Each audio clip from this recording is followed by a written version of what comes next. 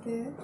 We are from group room from subject English Proficiency. We want to interview Doctor about your career. Oh, okay. My pleasure. If you want to know about our profession and also for myself. Okay. Okay. For question one, Doctor, can you tell us a little bit about your educational journey before becoming a lecturer? Wow.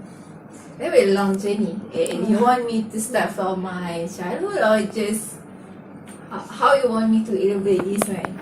It's just about anything? Degree maybe? Degree maybe? Starting from my degree. Okay, my name is Nila Saida bin Abdul Rahim.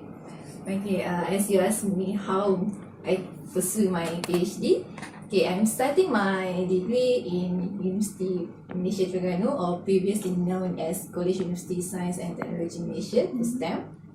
So I took a chemical sciences degree for 3 years, and then after I finished at 2006, my lecturer, Professor Madya Dr. Kohalim, introduced me to University Kebangsaan Malaysia, UKM, to pursue my master. And then after that, I finished around 2008, and I work at UPSI. Then I have a chances to pursue my PhD under scholarship by UPSI. So then I go to PhD at Dublin, Ireland. Doctor, based on your educational background, you got PhD from Ireland. What were your challenges that you faced there as an international student? Okay. Because truly speaking, I never go outside from Malaysia. The first time I just go abroad is when I pursue my PhD. So the big challenge is for me, okay, is the language barrier. Because in Malaysia, we still learn English. We are taught in English, but we didn't practice it a lot. But when I be there, okay, I need to practice a lot in English because that's the mother tongue of the island instead of the Gaelic language itself. But nowadays, the recent people in Ireland didn't use the Gaelic language, so it's not really difficult for me. But sometimes it's just the lacking of the confidence. Okay, because I never thought 24 hours need to talk in English. I never do that in my home. So that will be a challenge because I need to improve or increase my vocabulary or others like what's the slang or whatever the catchy words that they use, because that will be different country by country. So the second challenge is that the high living cost, because I just get allowance around 900 euro and I need to pay my house about 500 euro and my transportation is about 150 euro. So I have less than that for my expense. It could be very challenging because I need to manage my expense because I got allowance every 3 months. So if I just more expense in a month, so I will be very suffer at the last month of the allowance, and sometimes our allowance start be in the exactly time, it could be delayed. Okay, I continue the question. So Doctor, why did you choose Ireland as a place to further your study? Why I choose Ireland because the university I selected is among the top university in Ireland, and also I choose the my supervisor, Dr. Andreas, and also Prof. Handballs, because they are good in what I'm doing when I want to pursue, especially in organic polymer and as well the a little bit about the inorganic materials. So they have lots of paper, so and also good research group. So that's why I'm joining them and I choose Ireland. But when I do my research, why I choose Ireland is also I love the environment because they are greeny country and they have lots of things that are not touchable by human. They are really reserved their nature. What is your specific subject in chemistry that you did for your research, and why did you choose that subject as your research?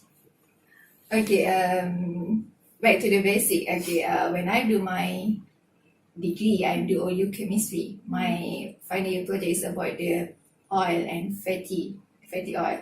So then when I further my master, I do the natural product research. Okay, so when I'm enter the requirement is I should be in polymer chemistry. So what I'm choose is I love to more organic chemistry, so I choose the polymer which is going to the synthesis. So that's why I going to my supervisor because he is organic chemistry, and then he synthesized the polymer. What interesting about the polymer is just the combination of the chemistry and also the physics analysis. Okay, because polymer is not only one specific area. It will be a combination about the engineering, combination about the health, everything. What are the challenges that you have faced in your career? The challenge that I face is especially in the research. Okay, I talk about the research first. The challenge we have is to find a student because in my area I do the polymer chemistry. When I stay in University of Sultan Idris, which is more to education, people don't recognize that in University of Education we have like a very content area or master. So I really hard to find a student to do my research. Okay, and for the research as well, nowadays we have a very cut in finding about to do the research. So we need to find our research finding by ourselves. For the next questions, besides being a lecturer, have you Okay. done any work in private sector or the government? Yeah, before I work here, I'm also working at the company, in the factory, glove factory actually in my hometown. So they are really different environment. And also I'm also try to be a teacher, okay, substitute teacher. It's quite interesting because I'm teach the primary school, so they're very different. What type of classes did you teach in overseas? Okay, since 2013 I'm back for my PhD. So I already teach diploma and also degree. For the diploma I teach in organic chemistry, basic chemistry 1 and 2. For degree I teach polymer chemistry and industrial chemistry. Can you please tell us about your future goals and ambitions? Okay, my future goals and ambitions. I'm not really highly ambitious, so I'm just thinking that I could be a good lecturer.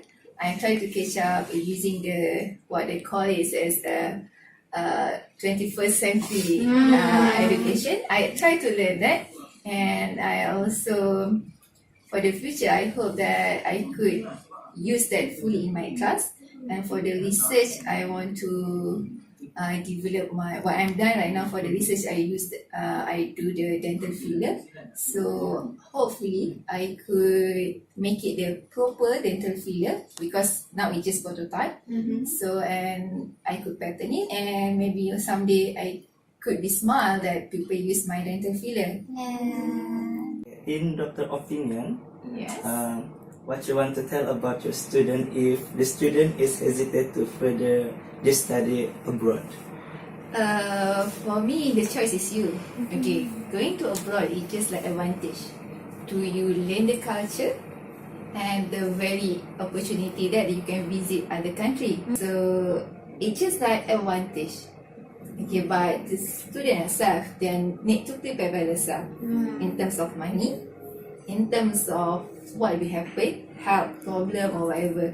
So for me, that they just need to be determined. Yeah. For the last question, Yes. as a lecturer in UPSI, what is Dr. future plan in order to improve education quality in UPSI, especially in chemistry department? It could be like easy or very benefit to me and to the student if we could make one software that shows everything and also do this 21st century. Okay, more use about the technology because they can recall when they go home, back to home, so they can just do some revision instead of face to face. So that's more convenient to you, the new generation. Okay, for me, that 21st century using the technology is the best one to make people or students understand about the chemistry.